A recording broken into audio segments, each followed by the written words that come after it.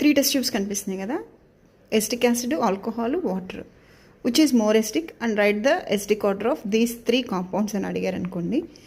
ఇక్కడ ఏంటి అంటే 2 ఆర్గానిక్ కాంపౌండ్స్, ఇంకొకటి ఇన్ఆర్గానిక్ కాంపౌండ్ కనిపిస్తుంది. సో ఫస్ట్ మనం ఇక్కడ చూడాల్సింది 3 factors.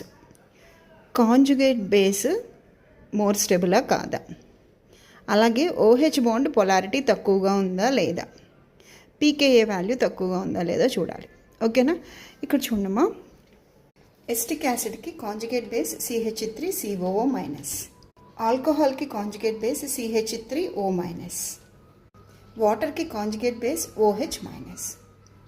Conjugate base of acetic acid is more stable than conjugate base of alcohol and conjugate base of water.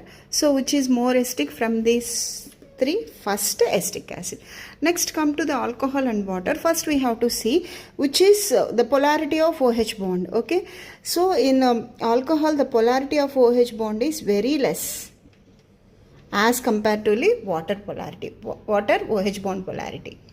Next వచ్చేటప్పటికి pKa వాల్యూ కూడా ఇక్కడ తక్కువగా ఉంటుందమ్మా, 15.5 ఉంటుంది.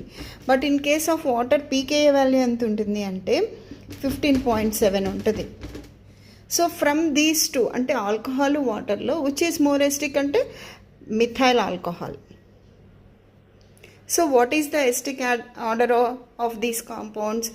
Acidic acid is more acidic than methyl alcohol than water. So this is exception for methyl alcohol only. Okay na? So ఇప్పుడు ఏంటమ్మా, finally we conclude that acetic acid is more acidic than methyl alcohol than water. So ఎందుకు acetic acid అంటే because of these 3 factors. ఏంటిది? more stable conjugate base ఉంది. Next methyl alcohol ఎందుకు more acidic అంటే because of less OH bond polarity and అలాగే less pKa value.